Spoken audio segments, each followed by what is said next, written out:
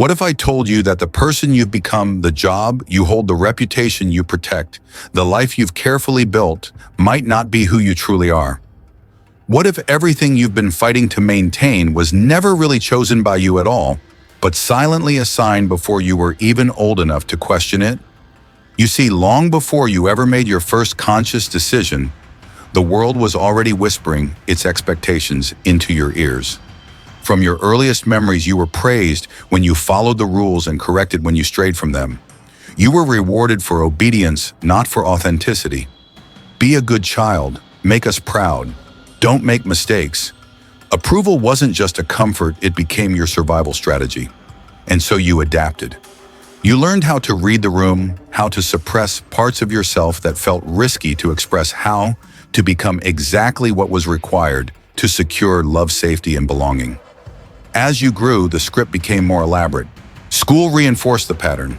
Success was measured by grades, achievements, external validation. Then came adulthood, where the stakes were higher but the rules remained the same. Choose the right career, find the right partner, build the life that looks good on paper.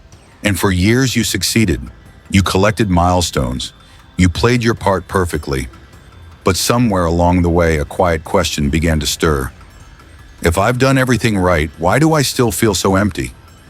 That question is not your failure. It's your first glimpse of awakening, and it's only the beginning of the story. What if I told you that the life you've been building, defending, and sacrificing for isn't even yours? You think you're free because you followed the rules. You think you're winning because you collected the trophies they told you to chase. But deep down, you feel it. That quiet sickness when you wake up. That hollow moment when another achievement means absolutely nothing. You've been performing, not living. You've been obeying, not choosing. And here's the most brutal part: no one forced you. You volunteered. You willingly stepped into the cage because they promised you comfort, because they sold you safety disguised as purpose. They taught you early, be a good child, make the right choices, don't disappoint, follow the plan. And you did. You traded pieces of your soul for approval. You silenced your questions to keep the peace. You built a version of yourself that everyone could admire except you. But now the cracks are showing. The applause is fading. And what's left, that terrifying question you can't escape anymore. Is this all there is? And let me be clear, that question is not your weakness. That's your awakening. That discomfort you feel. That's your soul revolting against the script. That's life banging on your door saying, wake up. Because you were not born to obey. You were not built to fit in. You were meant to create, to decide, to build a life so brutally honest that it can't be faked. But make no mistake, rebellion comes with a price. You will be alone at first. You will lose people who only loved your performance. You will terrify those who need you to stay small. But on the other side of that loneliness is something you've never truly tasted: freedom. Not comfort, not safety, freedom. The kind of freedom where you breathe without apology, where you live without permission, where you exist fully awake. The system raised you to perform. Now it's your time to destroy the performance, to burn the script, to finally start living like your life belongs to you. The question is not whether you're ready. The question is whether you've suffered enough to refuse to keep pretending. You didn't arrive at this point by accident. Long before you were aware, before you could even form words, the world was already building you. Your parents, your teachers, your culture. They handed you a script so early that you never even realized you were reading from one. And like every child desperate for love, protection, and belonging, you accepted it. Not because you understood it, but because you had no choice. From your earliest moments, you learned one brutal truth: safety is conditional. When you pleased them, you received warmth. When you questioned, resisted, or showed your raw self, that warmth withdrew. You were rewarded not for being, but for performing. Be a good child. Make us proud. Don't make mistakes. Approval wasn't simply desired, it became your emotional currency. You were taught that love came with requirements, that belonging had a price, so you adapted. You suppressed parts of yourself that felt unsafe to reveal. You shaped your emotions to match what would keep the adults calm. You buried your questions beneath obedience. And every time you silenced an instinct to maintain harmony, a tiny piece of your true self was locked away, replaced by a layer of the persona, the social mask that Jung warned us about. You became skilled at sensing what was acceptable. You read people's reactions like survival maps, constantly adjusting to stay inside the lines of approval. And the world applauded you for it. Such a good student, so well behaved, so responsible. They weren't praising your essence, they were praising your compliance. You didn't know it yet, but this was your first betrayal of self, the silent agreement to become what others needed, not what you were. As you moved through school, the programming only tightened its grip. Grades became not just feedback, but identity. Success wasn't about learning, it was about winning the approval of authorities. You didn't explore curiosity, you mastered performance. And every A you earned wasn't simply a mark of competence. It was another brick in the structure that told you, you are only worthy when you succeed on their terms. Creativity, exploration, emotional honesty. These were often dismissed as distractions from the serious business of preparing for your future. A future that quietly was already being chosen for you. By the time you reached adolescence, your script was no longer whispered, it was engraved. You were told which careers were smart, which dreams were foolish, which risks were irresponsible. You were warned against wasting your potential, not because anyone knew your true potential, but because they feared what they couldn't control. And you listened. Of course you did. Because breaking the script meant risking rejection, disappointment, disapproval, the very threats your nervous system was wired to avoid since birth. You called it maturity. You called it being practical. But underneath, you were negotiating your freedom for safety, your truth for acceptance. You were surviving, and survival feels like success until it doesn't. Because what no one told you was that the price of safety is the slow suffocation of selfhood. The very instincts you buried to be loved are the ones that will one day try to claw their way back to the surface, and they will. Because you can only silence your soul for so long before the cost becomes unbearable. This is not where the collapse starts. This is where the seed was planted. And so you entered adulthood fully equipped, not with freedom, but with a meticulously rehearsed version of yourself that the world had already approved. You were applauded for having direction, for being responsible, for staying on schedule. But beneath the applause, something far more dangerous was unfolding. You weren't living your life. You were executing a plan you inherited without consent. You chose your field of study not because it lit a fire in your soul, but because it was safe, respectable, stable. Stability became your god, because safety had been your survival since childhood. You didn't ask, what excites me? You asked, what will secure me? And so you stepped into careers not as acts of creation, but as acts of compliance. The corporate ladder became your new version of the approval system you mastered in school. Promotions replaced report cards, titles replaced grades, paychecks replaced gold stars. You succeeded because you were skilled at the game, not because the game reflected who you truly were. But it worked for a time. The comfort of the script provided structure. The world reinforced your choices. Friends, family, even strangers praised your progress. The mortgage was approved. The wedding was celebrated. The first child arrived. Your resume grew, your network expanded, your calendar filled. You became a functioning adult, competent, reliable, admired. But inside, your real self remained buried, quietly suffocating beneath layers of identity you never consciously chose. Relationships followed the same pattern. You sought partners who fit the narrative more than your soul. You weren't always looking for love. You were looking for alignment with the life plan you were supposed to build. Marriage became less about deep union and more about stability, about maintaining the structure, about avoiding the terror of emptiness that came with uncertainty. The relationship provided cover, a shared performance, where both parties clung to the roles they were expected to play. You convinced yourself this was normal because everyone around you was doing the same. You gathered with friends who were equally trapped, equally obedient, equally invested in maintaining the illusion. Together you compared promotions, vacations, milestones, never daring to break the surface, never risking the vulnerability of admitting that beneath the polished exterior was a quiet, gnawing question neither of you dared to ask out loud. Because to question the script was to threaten everything.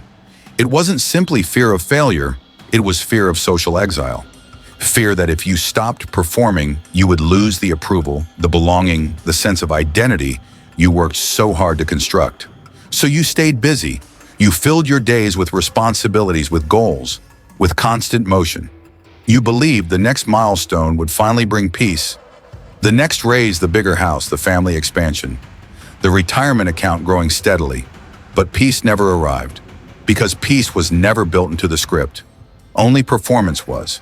The system was designed to keep you moving, chasing carrots, avoiding questions.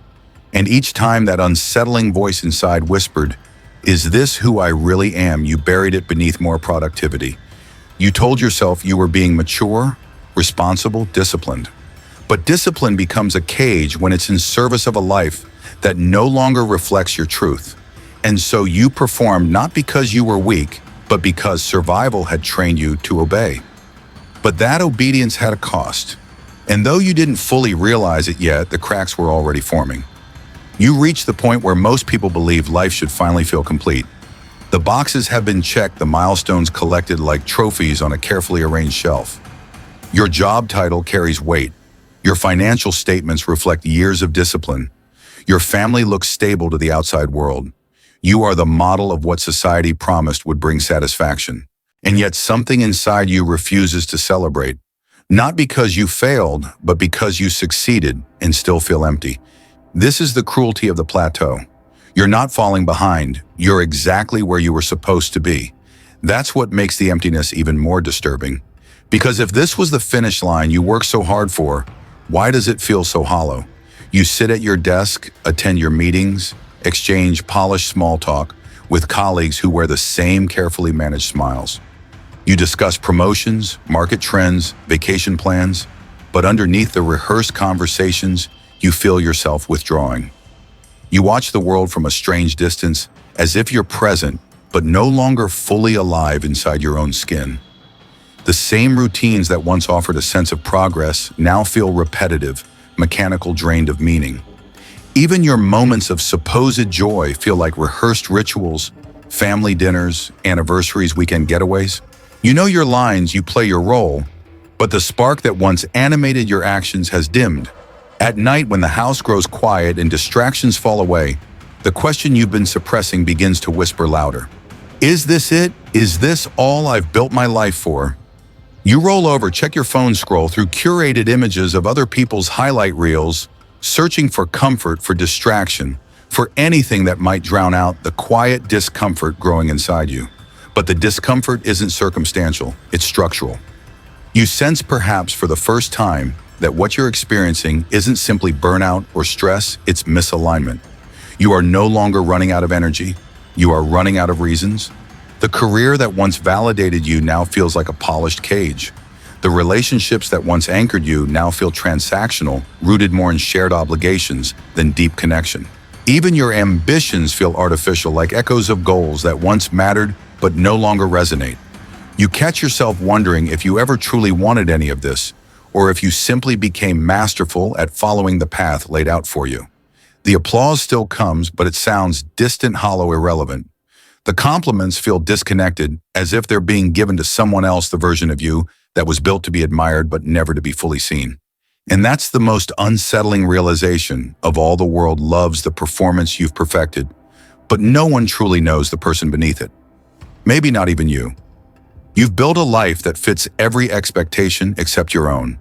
And now you're standing on a plateau that was never meant to be your peak. You climbed a mountain with skill, discipline, and sacrifice, only to realize the summit offers no view, no wind, no breath of freedom. Just stillness, just silence. And in that silence, something far more terrifying than failure begins to surface, the quiet suspicion that you've been succeeding at the wrong thing, that you've constructed an identity so expertly that you don't know how to step outside of it anymore. But the plateau is not the end. It's where the real confrontation begins. It doesn't start with a crisis. There is no single catastrophic event that announces the unraveling. It begins far more subtly, almost invisibly, like an invisible shift beneath the surface, while everything above remains perfectly staged. The world still sees you functioning. You still show up, still meet deadlines, still offer polite smiles in boardrooms and family gatherings. To everyone else, you appear stable, composed, perhaps even enviable. But inside, you know something is quietly fracturing. You feel it in the spaces between obligations, in the silent drive home, after another unfulfilling meeting, in the quiet moments before sleep, when distractions fall away and your mind is left alone with itself. The weight doesn't come from failure. It comes from a growing disconnection between who you become and who you truly are beneath a carefully polished persona.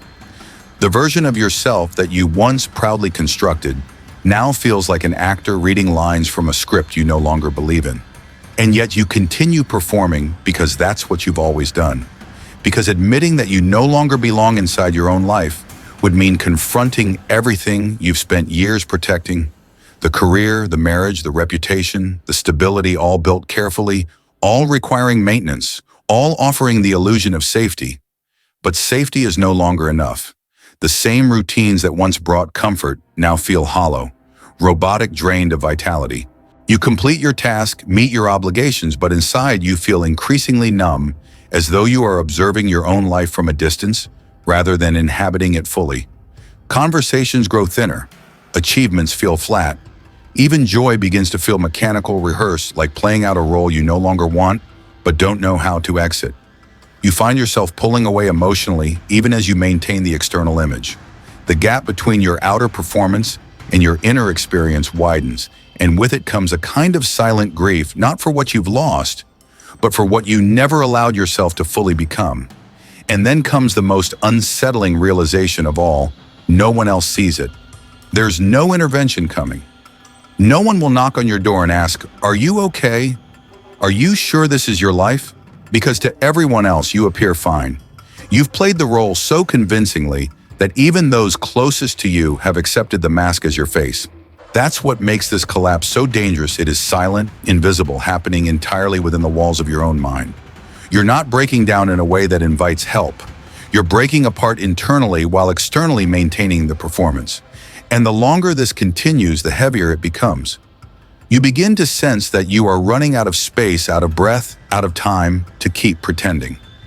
The emptiness is no longer something you feel occasionally. It becomes your default state. And deep within that emptiness, a terrifying question starts to take shape. No longer as a whisper, but as an unavoidable confrontation. If everything I've built isn't truly me, then who am I? This is not yet the breaking point, but it is the threshold. The quiet collapse has begun not with drama, but with erosion. And once this erosion starts, you can delay its reckoning, but you can never fully escape it. The performance is nearing its end. And then one day something happens. It may not be loud. It may not even seem dramatic to those around you. But for you, it becomes the moment everything quietly shifts. It might arrive as the sudden loss of a job you once believed defined you. It might be a divorce that shatters the illusion of partnership you had long clung to. It might come in the form of a health scare, or the death of someone who once seemed invincible, or even a casual conversation that unexpectedly cracks your mental armor. The trigger itself is almost irrelevant. What matters is what it exposes. In that moment, the scaffolding you've been leaning on for years, the career, the marriage, the status, the identity you've meticulously constructed, suddenly reveals how fragile it always was. The structure you once trusted to hold you together now feels paper-thin, unable to carry the weight of your unspoken truth. And you are left standing face to face with something you have spent your entire adult life avoiding yourself. Not the version you show the world, not the polished image you curated for others to admire, but the raw, unfiltered self that was buried long ago beneath layers of adaptation and obedience. The loss of external control exposes the internal void you've been pretending didn't exist. And for the first time, you can no longer run from the question that's been stalking you for years. Who am I when there's nothing left to perform for? It's a terrifying space to stand in. The silence is deafening. The absence of familiar roles leaves you disoriented, vulnerable, naked in a way you've never experienced. And yet beneath the fear, something unexpected stirs the first flicker of awakening. Because as everything you once clung to slips from your grasp, you begin to sense the possibility that maybe you were never meant to build your identity on these fragile foundations.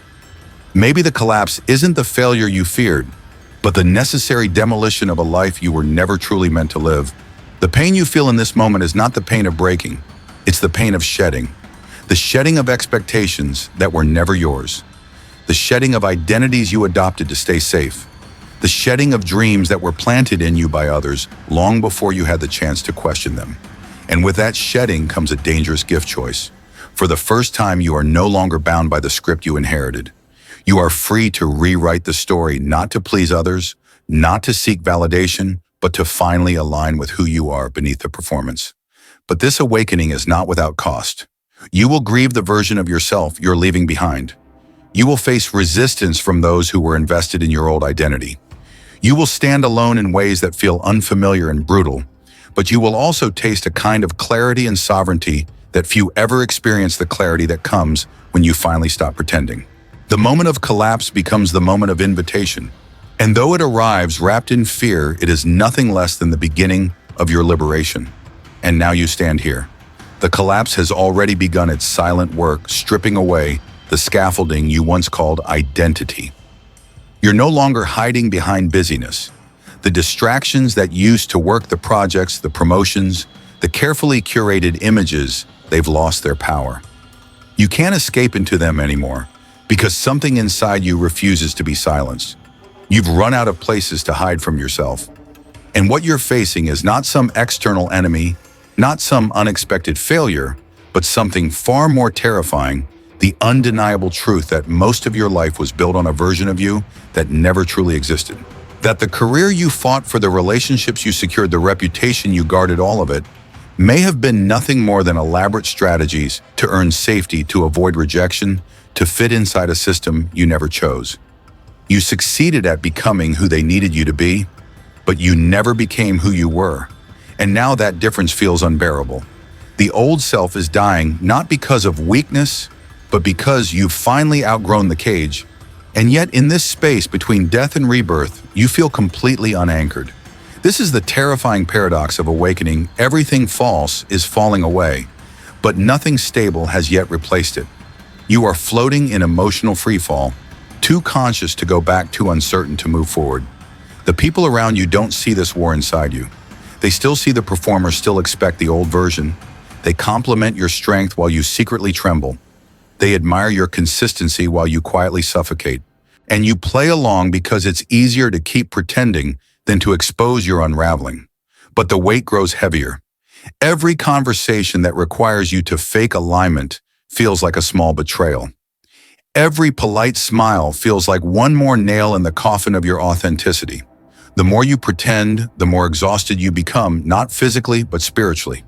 You wake up every morning already tired because you're carrying the weight of a self that no longer fits.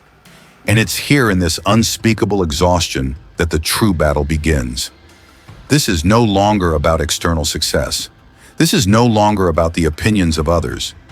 This is a war for your very existence. A war between the comfort of who you've been and the terrifying unknown of who you might become. The comfort whispers, "Stay here. It's safe. You've built too much to risk it now." But your soul screams louder. If you stay, you will die inside this version. You are standing at the crossroads where most people retreat, because this moment demands something most will never have the courage to give, the willingness to let parts of yourself die so something real can be born.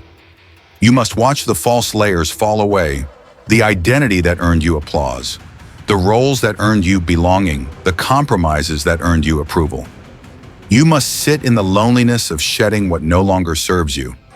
This is the raw edge where individuation begins, not the sweet kind of personal growth they sell in self-help books, but the violent tearing away of illusions that have wrapped around you for decades. And here's the cruel truth: no one can save you. No one can walk this path for you. Not your spouse, not your friends, not your mentors. This is the work only you can do, the brutal, sacred labor of meeting yourself for the very first time. And though it feels like death, it's not. It's the birth of your freedom. But first, you must be willing to lose everything false. The hardest truth you will ever face is this: for much of your life, you weren't really choosing. You were performing. You weren't consciously designing your identity. You were adapting, obeying, following a blueprint that was handed to you before you ever had the maturity to question it. And for years, that adaptation worked. It kept you safe. It earned you praise, it brought you comfort, stability, and temporary satisfaction. But adaptation is not the same as living. Survival is not the same as freedom. And sooner or later, you reach the point where those borrowed identities begin to crack. You wake up and realize that the career you built, the relationships you maintained, the roles you mastered, they were never truly yours. They were masks you learned to wear so you could be accepted. And once you see that, once you feel that emptiness pressing against your chest, you can never unsee it again. That moment isn't a breakdown, it's an invitation.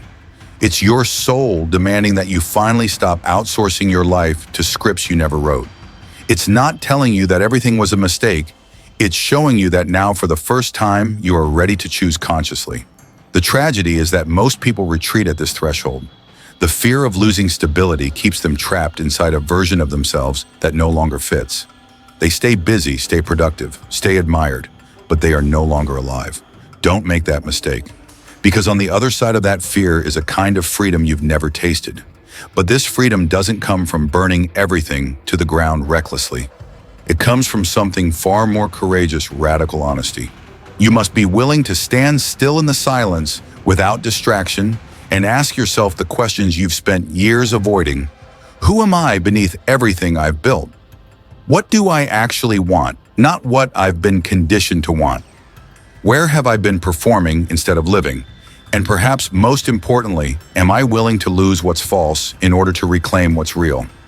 This process isn't comfortable. It will cost you friendships that were based on shared illusions. It may require walking away from careers that once defined you. It may force you to sit in loneliness for a time, because when you stop performing, you lose the approval of those who only love the mask. But what you gain in return is worth everything you'll lose. You gain peace that isn't dependent on applause. You gain relationships rooted in truth, not performance.